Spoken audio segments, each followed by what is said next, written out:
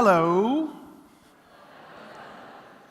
Very nice to see you all. It's an absolute pleasure to be here today. My name is Rizumik. The first thing that I would like to tell you is that every single one of you, every single one of us is here in this world to play and to interact with the elements that we have around us. And this is something absolutely inevitable. Now, another thing that I would like to tell you is that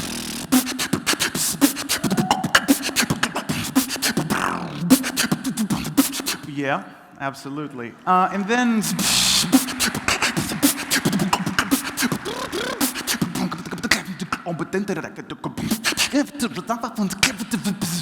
but then all of a sudden things just start to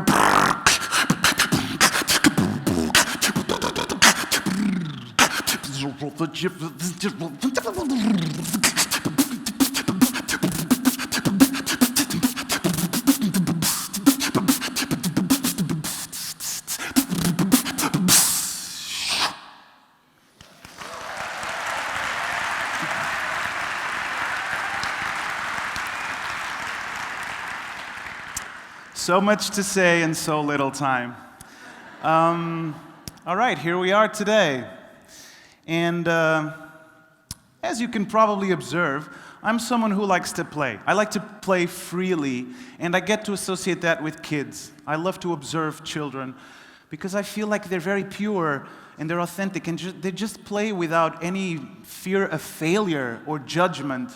They do it before they know the meaning of any word and before opinions start taking over their mind. And unfortunately, we get to lose a bit of that as we grow older due to social constraints and education and the things that people tell us. All of a sudden, as an adult, it's not so proper to do whatever you want whenever you want. You just have to behave. So be careful and do things a certain way. Well, I do think that playfulness is something that we should keep in our lives forever, because it's actually part of our nature. So we should nurture that. We should keep working with our inner playfulness. I think that's really important. And it also connects with a concept which is lila, the divine play, which in the non-dualism of Indian philosophy, it relates to all reality, including the cosmos, as the outcome of creative play by the divine absolute. I find it really, really interesting. We should basically play throughout our lifetimes. That's how we get to new things. Now, this is me when I was little. This is mini me. I've always been connected to music, and I've always had a big sense of rhythm inside of me. And I always explore that by drumming on things. Anything could be a drum. And there was a point, actually, where I wanted to be a drummer, a real drummer. So I asked my parents to get me a drum kit. And I didn't have a drum kit because it was too expensive, too loud. We lived in an apartment. There was no space in my room, so I started doing it with my mouth. And I started exploring that inner rhythm that I have. To me, it was an interesting form of expression and musicality. And it was a way of believing that I was really playing the drums, because when I was doing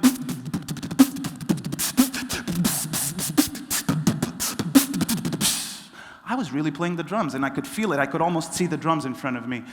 So that's the way I found to express this rhythm. And then I realized that I was more comfortable, way more comfortable, with being spontaneous and improvising rather than doing something planned.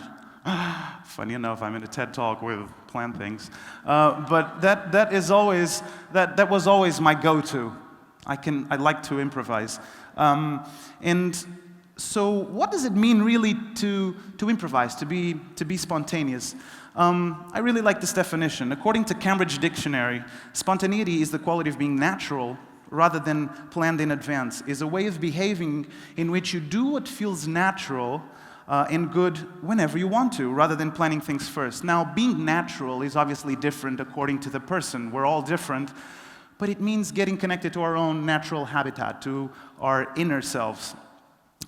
Pretty much spontaneity is being uninhibited, is when things happen as a result of a sudden impulse or inclination rather than premeditation or an external stimulus. It's just when stuff just happens. And that's pretty much the rule of life, right? Stuff just happens. improvisation is basically following intuition rather than intellect. Basically, in my work, I create structures and games and dynamics and spaces and safe containers so that people can be free. They can improvise, they can let go. And it's beautiful and lovely to see people in that space. That's usually what I do. And using intuition, I think, is the best compass to finding our true north, really. And when you use intuition as a compass, you get also more connected with your genuine and authentic self. And that becomes more relevant because you are able to be present in the moment. You're aware of what's happening. You're attentive to the things around you, and you're listening. And when you're in improvisation, things just flow in a different way. So improvisation is also the openness to that ever-flowing energy of life. It is basically saying yes before you know what it is, or what it is about, what it refers to. Can I get a yes? Yes? All right, nice, yes. That's how I see improvisation. It's basically living in serendipity. It's when things occur in a way that there's no specific design to it. They just happen in a happy and beneficial way. I sketched basically the vision of the world according to me. This is how I see things, kind of in general. And I see improvisation is what bridges human nature and the physical world with what I call the source.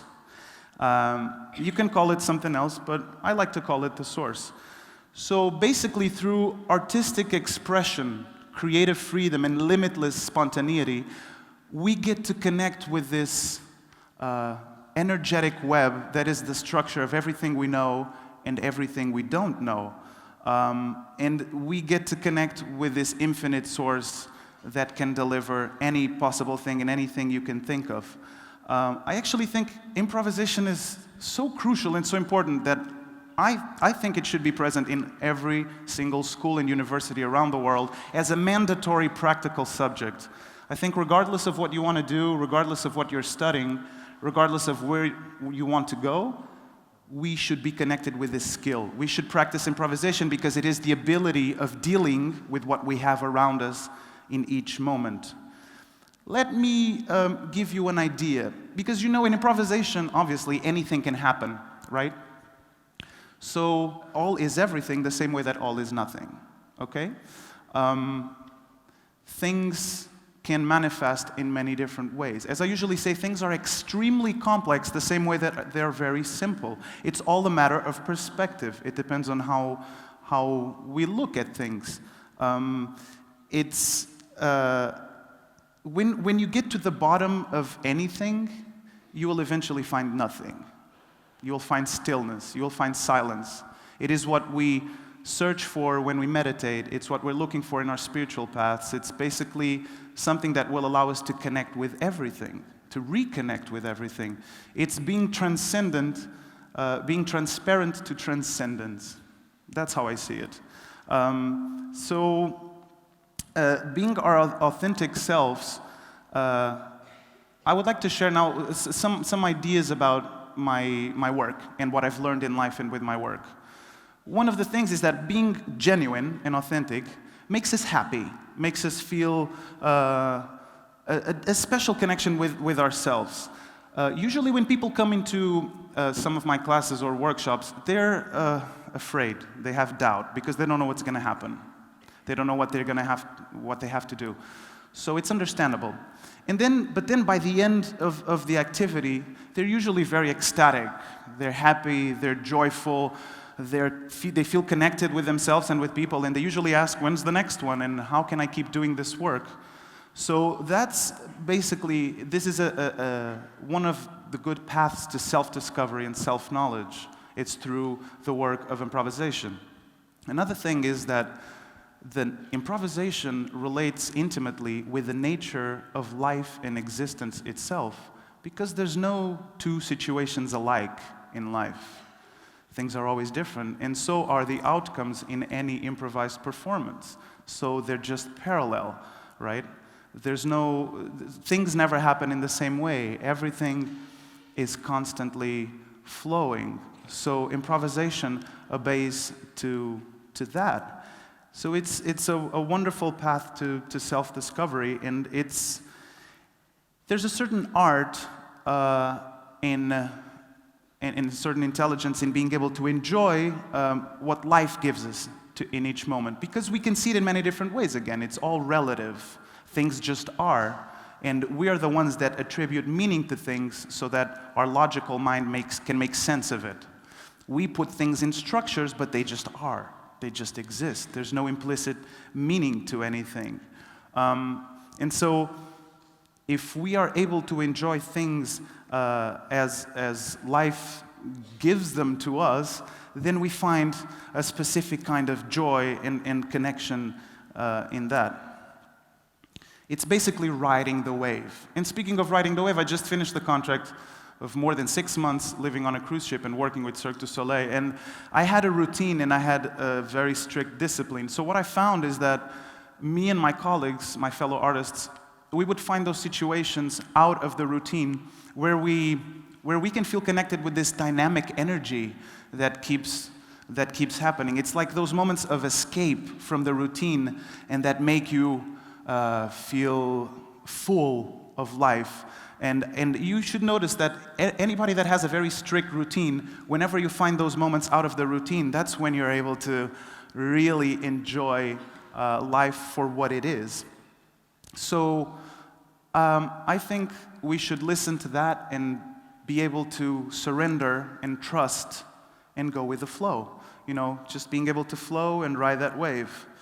It's in these moments where we are able to escape the defined things that we are open to the infinite possibilities, and we are able precisely to flow with things.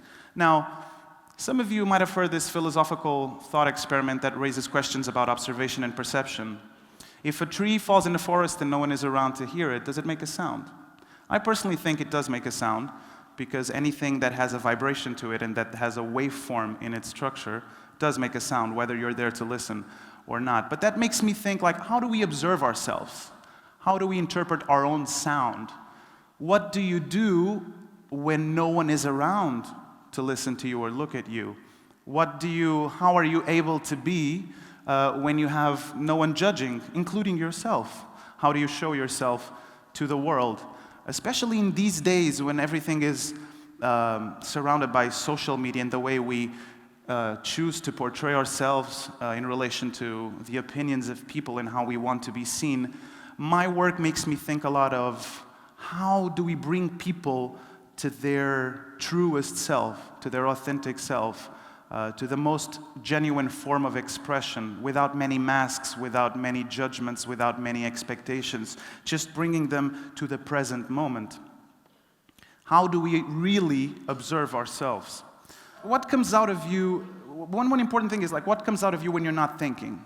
Because I do think that we are different in many different situations, but I like to see that in the present moment. What really comes out of you when you're not planning? A lot of people say that being creative means thinking outside of the box. I would say that the box is always shifting, and it can be anything you want it to be. The box is basically, it represents the infinite possibilities of creation.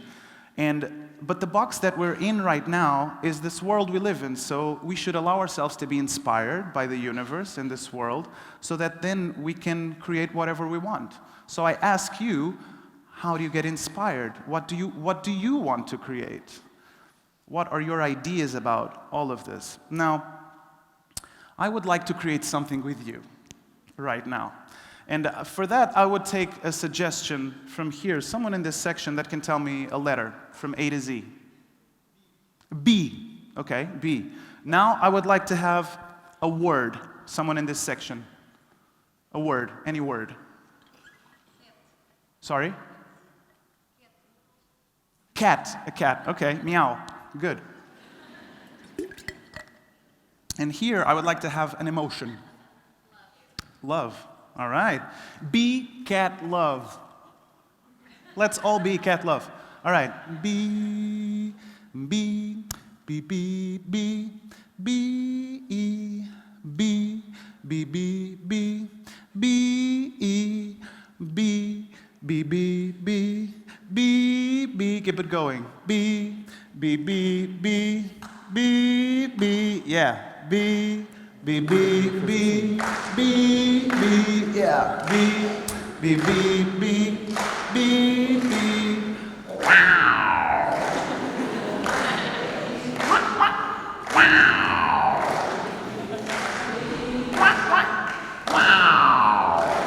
You can do this. Middle section. Yeah. Yeah.